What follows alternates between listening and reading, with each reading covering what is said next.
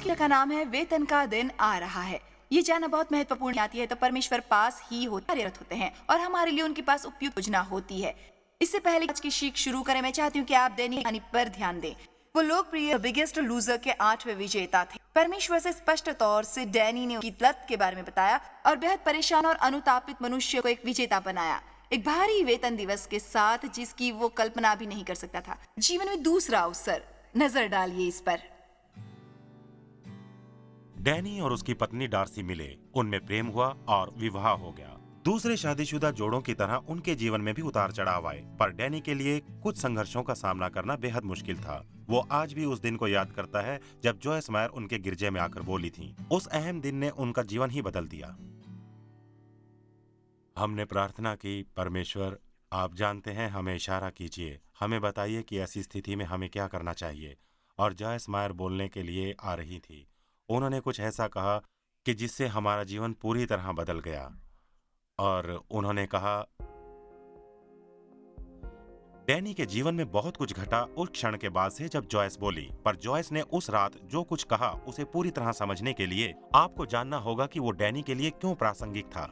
मैं बेहद अतिवादी हूँ और मेरी पत्नी अतिवादी नहीं है। जब हम मिले मैं प्रतिदिन 2 पैकेट सिगरेट पीता था। रंगरलियां, जुआ खेलने और मेरे व्यसनी स्वभाव ने मेरी पत्नी को भागने के लिए मजबूर कर दिया। मेरी समझ में कुछ नहीं आ रहा था। मैं वहाँ थी तो मुझे लगता मैं वही कर रही हूँ जो मुझे करना चाहिए था, और जब घर आती तो पति जो 460 पाउंड वजन रखते थे हर वक्त गुस्से से भरे, मेरा कहीं जाने और ना कुछ करने का मन करता, और ये भी लगता कि सब कुछ बना रहे। मैं कोशिश भी करती पर वो नाखुश रहते।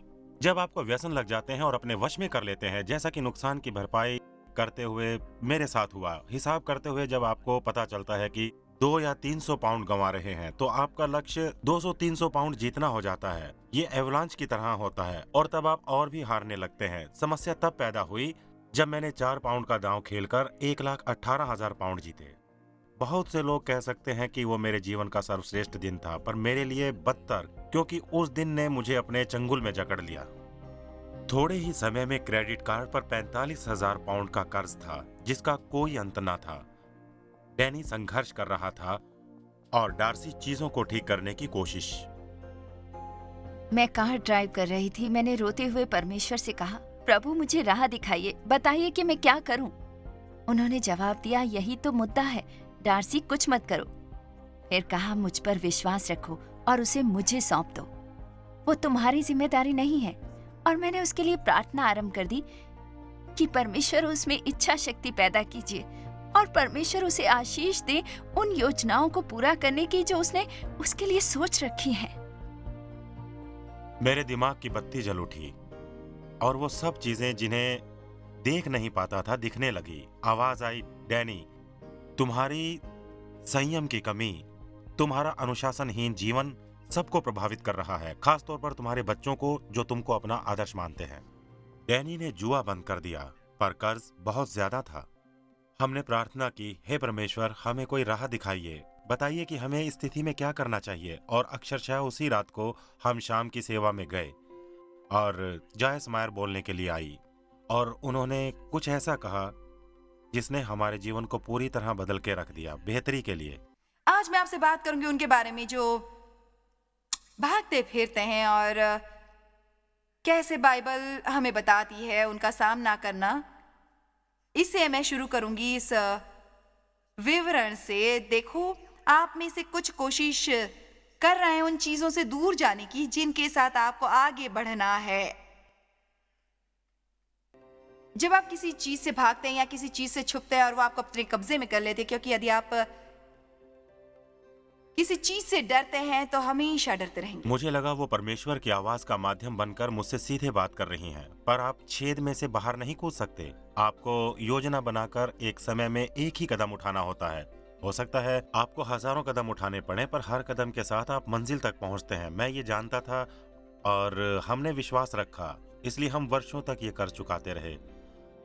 दूसरा काम भी मैं करता रहा जिससे कर चुकाने में मदद मिली, और मेरी पत्नी देख रही थी एक टीवी शो और वो था बिगेस्ट लूजर।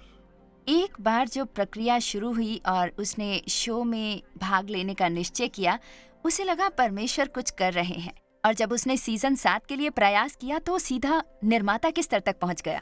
फिर आया सीजन 8।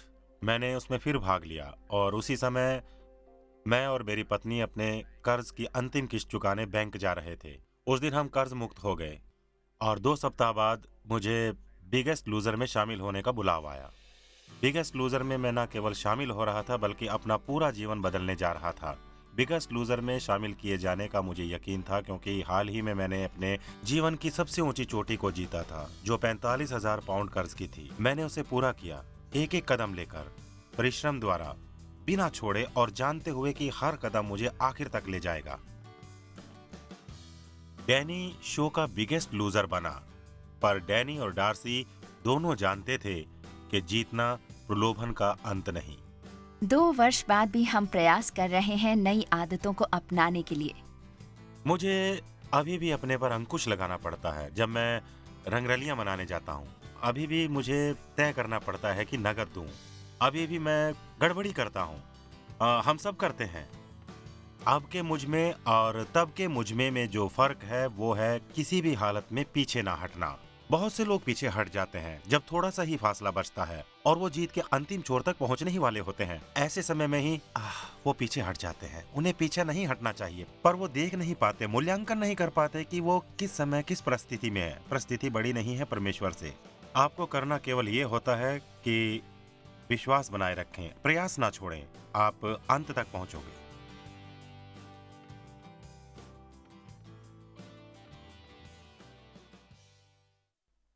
खैर, जैसा कि आपने देखा, डैनी ने अपने को अनुशासित किया और आज वो प्रभु द्वारा वेतन दिवस को मना रहे हैं। मैं आज प्रार्थना करती हूँ कि ये कार्यक्रम आपको वो औजार मुहैया करे ताकि आप वही करें जो आप करना चाहते हैं। आज के संदेश का शीर्षक है वेतन का दिन आ रहा है, क्योंकि यदि हम क्रिश्चियनिटी को बाल्यावस्था पर ही बने रहने देंगे, हमेशा वही करते रहेंगे जो हम चाहते हैं, क्या सोचते हैं और क्या अनुभव करते हैं, हम वही काटेंगे और जो कटनी हमें प्राप्त होती है वास्तव में पसंद नहीं करते और सारा दोष शैतान पर डाल देते हैं, या लोग पसंद नहीं करते और सारा दोष शैतान पर डाल देते हैं या लोगों पर। परंतु सच ये है कि दोष हमारा है। कोई तो कहेगा आमीन। कितने हैं जिन्हें अपनी समस्याओं का दोष दूसरों पर मढ़ने में आनंद आता है? यदि कोई ऐसा नहीं है तो ये शैतान की गलती है। फिर भी सच यह है कि आपकी खुशी का दारोमदार दूसरों पर नहीं, आप पर निर्भर करता है। मैं आपके अभिनय से बेहतर कर रही हूं। मैंने कहा आपकी खुशी का दारोमदार किसी और पर नहीं, खुदा आप पर है। हमें हमेशा लगता है कि कोई और खुशी दे, पर वास्तव में हमें वो करना सीखना चाहिए जो परमेश्वर चाहते हैं। इसलिए यदि आप गलत चीज बोगे तो परिणाम अच्छा नहीं मिलेगा, पर यदि आप सही चीजें बोते हो, यदि आप सही चीजें बोते हो, ओ मेरे मेरे मेरे मेरे मेरे दोस्त, तुम्हें मिलेगा परमेश्वर की ओर से पुरस्कार। वेतन का दिन दोनों तरफ से आ रहा है और मैं चाहती हूं कि आप तय करें कि किस तरह का वेतन आप चाहते हैं। विधि का विधान है बोना और काटना, और यदि यहां आने से पहले आप इसके बारे में कुछ नहीं जानते थे तो जाने से पहले जान लेंगे, और वो आपको सिखाएगा अधिक जिम्मेदारी लेना। अगली बार जब आप किसी और की आलोचना करें तो उसके बारे में 4-5 से भी निराधार बातें करें। उसके बारे में 4-5 से भी निराधार बातें करें।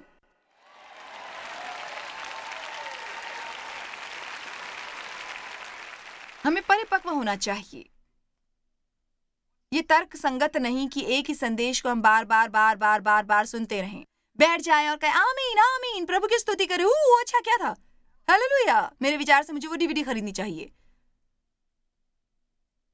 और अगली बार होगी परीक्षा। आपने कितने संदेश सुने अपने शत्रु को मारने के लिए? बताइए। 100, 200, 300? पर आज मैं बात कर सकती थी कड़वाहट, नाराजगी, क्षमा न करने की, और इस कक्ष में उपस्थित 80% लोग मुझे बता रहे होते कि उस क्षेत्र में प्रार्थना की आवश्यकता है। कभी कभार आपको और प्रार्थना करने की आवश्यकता नहीं होती। आपको आवश्यकता है अपनी गर्दन को पीछे से पकड़ने और अपने को झिझोड़ने की और कहने कि मैंने वो सब सुन लिया जो मुझे सुनना था और अब समय है वो करने का जो परमेश्वर कहते हैं मैं करूं,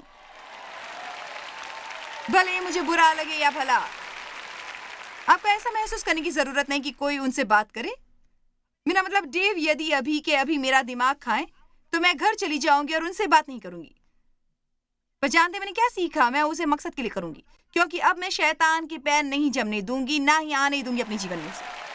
यदि आपको किसी के लिए प्रार्थना करने की इच्छा नहीं तो प्रार्थना ना करें। आपको उनसे बात करने की इच्छा ना हो तो बात ना करें। आपको उनके प्रति अच्छा बनने की इच्छा ना हो तो ना बने। आपको अपना दशमांश देने की इच्छा ना हो तो ना दे। आपको गिरजा जाने की इच्छा नहीं है तो गिरजा ना जाए। आपको ऐसा कुछ भी महसूस करने की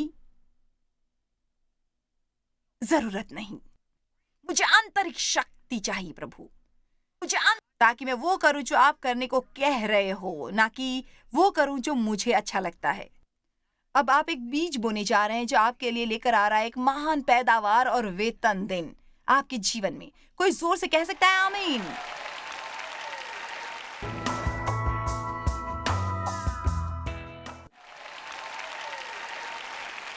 अब ये तय करने के लिए मैं जो कर रही हूं वो आप समझ रहे हैं। मैं ये नहीं कहती कि परमेश्वर हम पर दया नहीं करते। यदि परमेश्वर हम पर दया नहीं करते तो हम सब मृत होते। पर मेरा विश्वास कहता है कि जब हम वचन पर चलते हैं बार बार बार बार, तो सब कुछ अच्छा होता है हमारे जीवन में परमेश्वर के द्वारा। आमीन। कितनों को निराधार बातें करना अच्छा लगता है? आप में से कितने अभी भी करते हैं? सभी जानते हैं ऐसा नहीं करना चाहिए। सभी जानते हैं ऐसा नहीं करना चाहिए। कितनों को दूसरों के रहस्य खोलने में आनंद आता है। बाइबल कहती है लोगों के रहस्य मत बताओ, पर फिर भी हम करते हैं। खैर, मैं तुम्हें जो बताने जा रही हूं वो मेहरबानी करके किसी और को मत बताना, किसी को भी नहीं।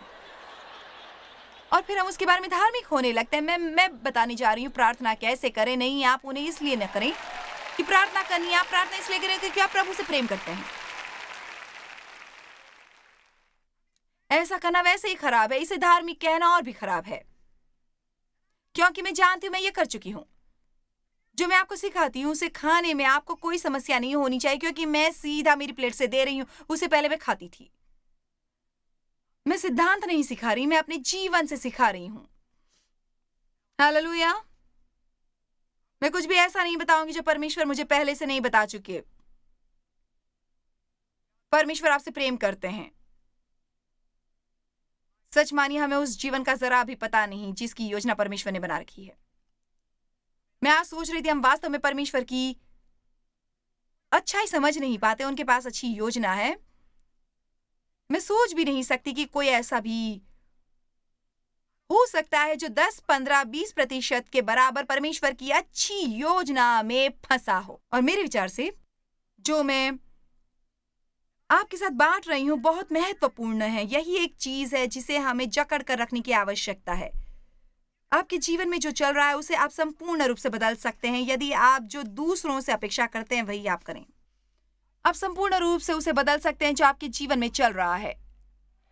आप लोगों से वैसे ही बातें करें जैसी अपने बारे में सुनना चाहते हैं। लोगों के बारे में वैसा ही सोचें जैसा आप अपने बारे में सोचवाना चाहते हैं। उनके साथ वैसा ही व्यवहार करें जैसा आप चाहते हैं आपके साथ हो। उसे करने के लिए अभी से कृत संकल्प हो जब तक यीशु आपके पास नहीं आते।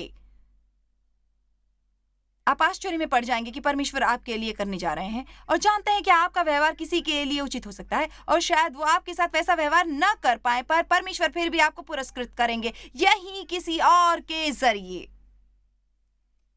इसलिए मैं लोगों से कहती हूँ, यदि आपको अपने काम में मनोवांछित प्रमोशन नहीं मिलता क्योंकि वो किसी और को मिल रहा है, आपको ज्यादा मेहनत करनी चाहिए। तब भी परमेश्वर का रुख आपकी तरफ है।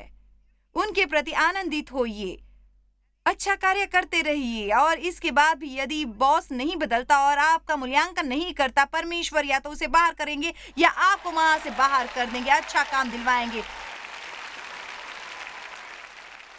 पर यदि आपके साथ अच्छा व्यवहार नहीं होता और आप बदतमीजी करते हैं, खराब मनोवृत्ति दिखाते हैं, गप्पे, लंच टाइम पर, नफरत है मुझे उस जगह से। सर, आप वहीं पर बने रहें, शिकायत ना करें, तारीफ करें और तारीफ पाएं। चलिए, मैं आपसे बेहतर अभी नहीं कर रही हूँ, शिकायत ना करें। नहीं कर रही हूँ, शिकायत ना करें। वाह वाह वाह, मुझे पहले से बेहतर महसूस हो रहा है, पता नहीं कैसे। पहले से बेहतर महसूस हो रहा है, पता नहीं कैसे।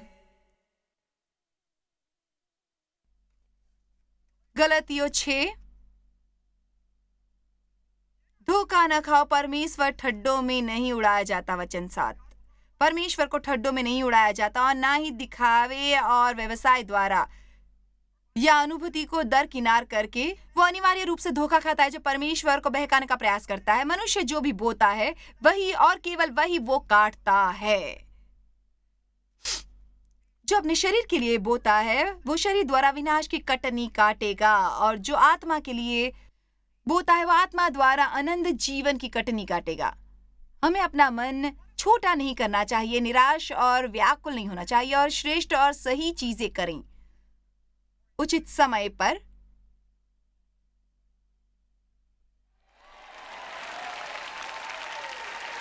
और अभिषेकित मौसम में हमें कटनी मिलेगी यदि हम दुर्बल, साहसहीन अथवा त्यागते नहीं। हो सकता है मनोवांछित व्यक्ति से मुझे पुरस्कार न मिले, पर परमेश्वर मुझे किसी न किसी प्रकार देंगे, और यदि वे खिड़की के जरिए नहीं आता तो वो चिमनी के जरिए आएगा।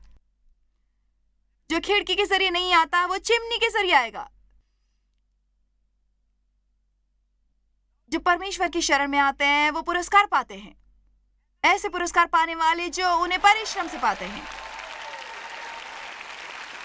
हमेशा सही करना आसान नहीं होता, कभी कभार इसे करना होता है कठोर दांतों और आंसुओं से, पर जो आंसू बोते हैं वो आनंद की कटनी पाते हैं अपने जीवन में। हालेलुया। शरीर जुआरी है, उसे लगता है गलत चीजें, गलत नतीजे नहीं निकलते। मैं उनमें से एक होंगी जो गलत चीज करके बच सकते हैं। कैंडी का यह बॉक्स खाकर मेरा वजन नहीं बढ़ने वाला, बॉक्स खाकर मेरा वजन नहीं बढ़ने वाला। मैं लापरवाही से नौकरी कर सकती हूं, फिर भी तरक्की मिलती है। लोगों के साथ दुर्व्यवहार, और वो मुझसे बेहद प्रेम करेंगे क्योंकि वो मेरे साथ जुड़े हुए हैं। ऐसे काम नहीं होता। आत्मा आविष्कार है। आत्मा, यदि आप आत्मा के साथ चलते हैं तो आप लंबे समय तक सही चीजें और करते रहेंगे। आप जानते हैं वेतन का दिन आ रहा है। हालेलुया। अब बाइबल का बेहद उत्साहित करने वाला शास्त्र वचन जो बुरे समय में मेरा मार्गदर्शन बना। यदि आप यशायाह 61 देखें। आमीन आमीन आमीन। वेतन दिन आ रहा है। वूहू! बाइबल कहती है जब आप गोपनीय प्रार्थना करते हैं तो परमेश्वर आपको खुले में पुरस्कृत करते हैं। वो सब लोग जो आपको सनकी समझते थे, आप उन्हीं के सामने खड़े होकर परमेश्वर से पुरस्कार पाएंगे। एक चीज बताऊं, जब परमेश्वर ने मुझे मिनिस्ट्री में बुलाया और वही किया जो मुझसे करवाना चाहता था, मैंने अपने सारे मित्र खो दिए। मैंने अपने सारे मित्र खो दिए थे। सारे संबंधियों से संबंध खराब कर लिए थे। उन्होंने सोचा मैं भीषण रूप से पागल हूं। अब उनमें से कुछ मेरे लिए काम करते हैं। हा हा हा। काम करते हैं। हा हा हा।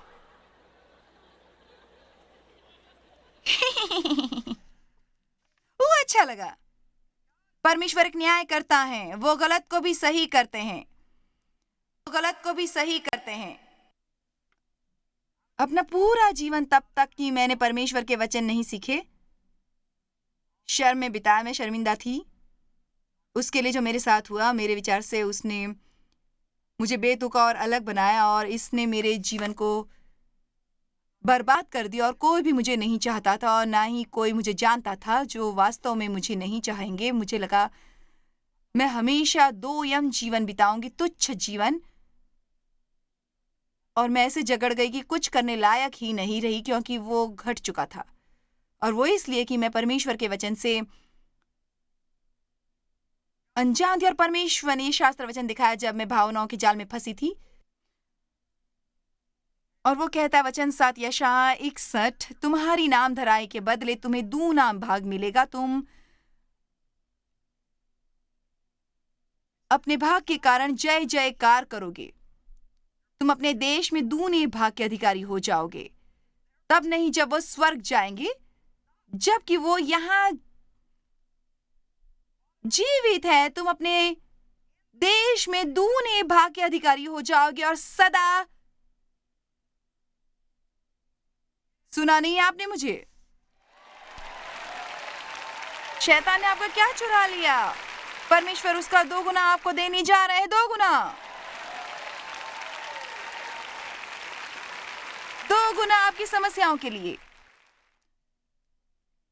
पर तब जब आप परमेश्वर के मार्ग पर चलें, आपको 2 गुना नहीं मिलेगा। यदि आप मनोवृत्ति दूषित और आप अपने लिए बुरा महसूस कर रहे हैं, आपके कंधे पर कुछ गंदा है और आप दूसरों को दोष दे रहे हैं, वो आपको राख के बदले लाख देगा।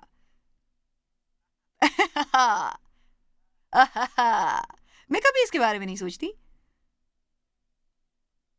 आप में से कितनों की समझ में आया? आप शक्ति और दया एक साथ नहीं पा सकते।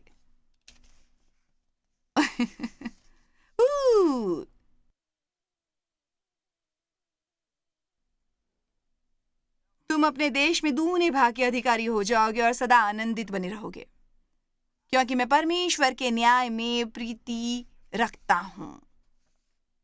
परमेश्वर कहते हैं, मैं तुम्हारी शर्मिंदगी लेकर तुम्हें गौरव दूंगा। खैर, बचपन में मैं शर्मिंदा था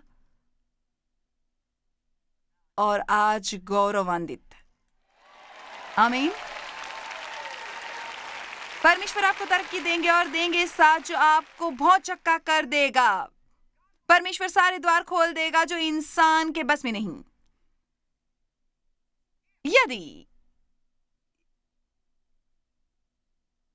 यदि वहां है, यदि आप शत्रुओं को क्षमा करें और दुर्व्यवहार करने वालों के प्रति नफरत न रखें, उन्हें आशीष दें। परमेश्वर मुझे चाहते थे मैं अपने पिता का ध्यान रखूं उनकी मौत होने तक। वही जिसने मुझ पर लांछन लगाए थे, उसी के रहने के लिए अच्छी लगे लूं, तीमारदारी करूं और निश्चित करूं कि उसके पास ग्रोसरी और अन्य सुविधाएं हैं। इसमें कुछ भी उचित नहीं था, ऐसा कुछ नहीं था जो मैं करना चाहती थी। पर ज्यों ही आप परमेश्वर के सिद्धांत वास्तव में सीखने लगते हैं, तो यकीनन शैतान आपके सामने टिक नहीं सकता। मेरे पिता का यीशु की कृपा से बपतिस्मा हुआ, पर वो 3 वर्ष बाद मर गए, पर अब वो स्वर्ग में हैं, शायद इस संदेश का आनंद लेते हुए।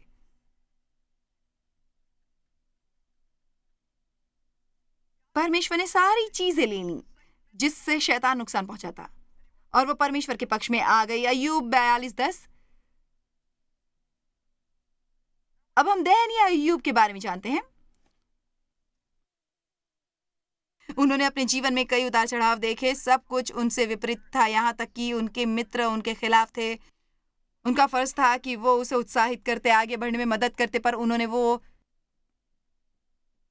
सब कुछ उन्हीं पर मर दिया। जब अय्यूब ने अपने मित्रों के लिए प्रार्थना की, तब परमेश्वर ने उसका सारा दुख दूर कर दिया और जितना अय्यूब के पास पहले था उसका 2 गुना उसे दे दिया। तब उसके सब भाई और सब बहनें और जितने उसको जानते थे, पहचानते थे, उन सबों ने आकर उसके संग उसके यहाँ भोजन किया। और जितनी विपत्ति परमेश्वर ने उस पर डाली थी, देखा परमेश्वर जो करना चाहते हैं उसने किया, और अय्यूब को वो सब मिला जो चाहता था। उसे चैन मिला, उसे सिम्फनियां मिली, सिम्फनी सहानुभूति, उस सब के लिए विलाप की और शांति दी, और उसे एक सिक्का और सोने की बाली दी। परमेश्वर ने अय्यूब के बाद के दिनों में उसके पहले दिनों से अधिक आशीष दी। उसके पास 14,000 भेड़ बकरियां, 6,000 ऊंट, 1,000 जोड़ी बैल और 1,000 गधियां हो गई। मुझे नहीं लगता कि मुझे इनमें से कुछ चाहिए, पर इनमें से कुछ का आज हम अनुवाद कर सकते हैं। उसके 7 बेटे और 3 बेटियां भी उत्पन्न हुई। मैंने अभी परमेश्वर से कहा, मुझे 10 बच्चे नहीं चाहिए, मुझे 10 बच्चे नहीं चाहिए। धन्यवाद, धन्यवाद। पर अय्यूब को जिस तरह परमेश्वर ने आशीष दी, वो विस्मयकारी है। उसने उसके लिए प्रार्थना की जो उसके बुरे समय में उसके साथ न थे। मैं पुनः इसे दोहरा रही हूं, आप पर कैसे भी विपत्ति आए, यदि आप उसका सही ढंग से सामना करते हैं, आप अपने संकरे कठिन पथ पर बने रहते हैं, यही वो समय है जब आपको चलना ही चलना है, अपने मुंह पर लगाम लगाना है, अपनी जबान को काबू में रखना है, जब आपको दूसरों के लिए त्याग करना है, जब आपको प्रेम करते रहना है, तभी आप हकदार होंगे आशीषों के। वो संकरा कठिन पथ बाइबल जो कहती है हमने सुना उसे दबाव द्वारा संकुचित कर दिया, छोटा कर दिया गया। आपका शरीर आप पर दबाव डाल रहा है। अब वो इस तरह का कुछ नहीं करना चाहता। आप उस समर्पण को नहीं जाने दे सकते। आपके अपने जीवन में कितने कष्ट सहे, आप ऐसा कुछ क्यों नहीं करना चाहेंगे जो सिर्फ काम की खातिर आपको करना पड़े। खैर, यकीनन वो समझ गए होंगे कि उन्हें आज नजर नहीं आना है। जानते हैं, मैं आपको बताती हूँ, जब खास तौर से आपको अपना वचन निभाना होता है, 2 गुना 2 गुना 2 गुना 2 गुना 2 गुना 2 गुना परमेश्वर आपकी तकलीफों के लिए 2 गुना देंगे। वेतन का दिन आ रहा है। परमेश्वर की आपके जीवन के लिए उपयुक्त योजना है। आप शायद इन परिस्थितियों में आप देख न पाएं, पर परमेश्वर का वादा है कि वो आपकी शर्म लेकर आपको आदर देंगे। उन्होंने यशाया हमें कहा है, वो आपको आपके कष्टों के बदले 2 गुना देंगे। आगे चलने के लिए अनुशासित रहिए और विश्वास में बने रहिए। परमेश्वर सब चीजें आपके अनुरूप कर देंगे। आज हम वैसा बनने में जैसा आप बनना चाहते हैं और वो जीवन जीने की जैसा परमेश्वर।